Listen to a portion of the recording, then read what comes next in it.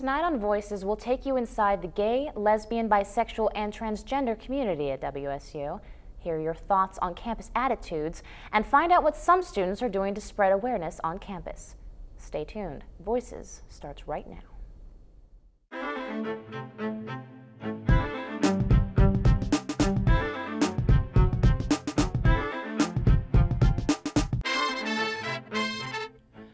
Voices. Vision of infinite cultures. Empowering students. And community. Voices.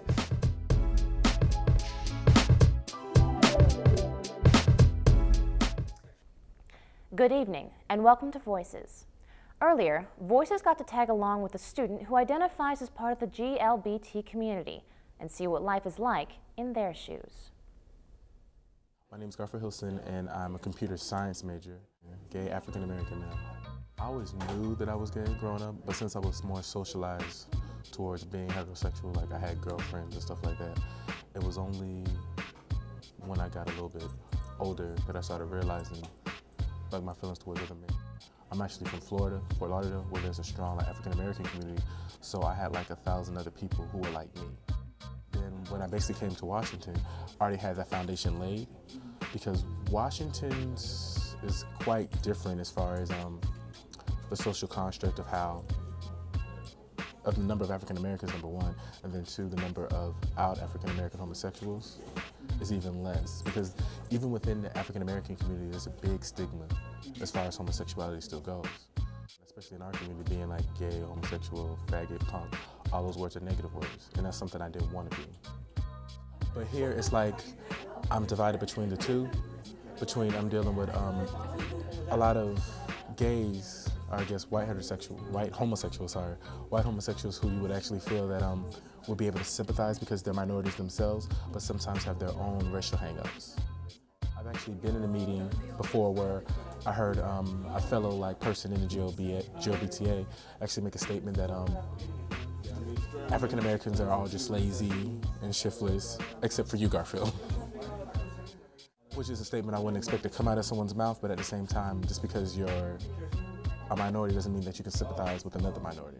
In the African American community, I think there's still that stigma, very much that stigma of manliness, of the ego, of the emasculated male and how they're dealing with that self-esteem. So when you find that I'm gay, it's almost like, whoa, you want me all of a sudden. Wait, that's not even the case. For most people, they supposedly say that they can't tell that I'm gay. Not that that's a thing that I'm trying to strive for or anything like that, because I just try to be me regardless of the fact. But because of that, more people are easy to accept me, and it almost like skips their minds that I am. I know that a lot of my friends have had a lot of different things happen to them, as far as sometimes they've had stuff written on their dorms, sometimes they've just had people just really harass them in their dorms and stuff like that. That's why I think the GLBA is trying to start a program where you can actually list to see if your roommate is, as far as the sexuality and stuff like that, if you feel more comfortable with or without having a roommate like that. This community in Washington, or actually at the school, has been more so of for the G side of, I guess, of the personality, the gay side of the personality. Dealing with administration is almost as if when they're dealing with me, they see me more as an African American, as far as an African American, and see the gay kick there is like, oh, we got a bonus, but not necessarily trying to deal with the other aspect of the identity. Because usually in meetings, issues of sexuality are always kind of passed over for racism. For me, it's more so just making sure that you help those who are coming out, who are coming through that process, because a coming out process is a process. Some people will never reach the stage that I'm at, but as long as they're comfortable with their own personal demons, as long as they're comfortable within their own flesh, is the most important thing. I actually had a friend who was asking me, how do I feel about the fact that he's not out? And I'm okay with that, because to me, that's his choice. That's where he is with his life. To be truthful and honest, the society in which we live in makes that really dangerous.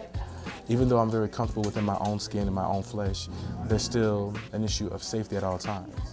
Just because I choose to be out and I want to hold my significant other's hand out in public, doesn't mean that everyone else is going to accept that. That's still a danger involved with that, where someone may feel that I'm bringing an affront to their masculinity and try to attack me. Until the world gets to a place where we actually can do that comfortably, I understand why there's still some people in the closet. Let's see, my family for the most part now is supportive. Originally was a lot of shock, was a lot of not wanting to deal with it or see it. And especially, like, I think my mom put it in a way. My mom said that being that I'm African American, I already have a strike against me. She's like, now that you're gay, you're gonna have another strike against you, and I don't want to see you get hurt. So through her eyes, through someone who actually had to deal with Jim Crow, through someone who's actually had to deal with people, you know, who actually saw the colored signs, actually had to deal with people calling her, you know, the N-word to her face. When she's worried about me, she's thinking about all the stuff that she had to go through, that she had to conquer just to get me to where we are right now as a family. Father, especially because, you know, him being the image of manhood and seeing his manhood directed back to me, how did he deal with it? At first, he was real hurt, very, very hurt about it. But then as time went on, he deals with it, he's cool. He's not just like gung-ho. None of my friends are like gung-ho, like, let's go to a parade, but they're more like, we love you. Which I think is one of the essential things that, well, one of the reasons why I love my family, because they love me regardless of who and what I do, the good and the bad. But also, to me, that's one of the core things about any individual, independent of ethnicity, is that the core you is the most important. Everything else, I think, seasons the pot, makes it even better. It adds more flavor and spice to the individual that you are.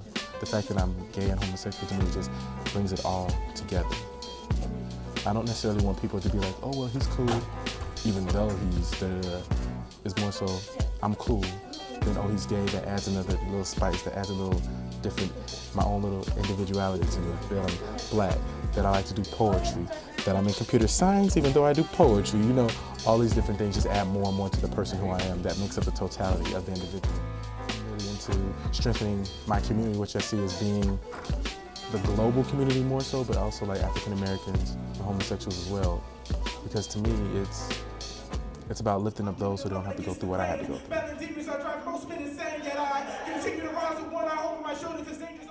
Don't go away. Voices will be right back.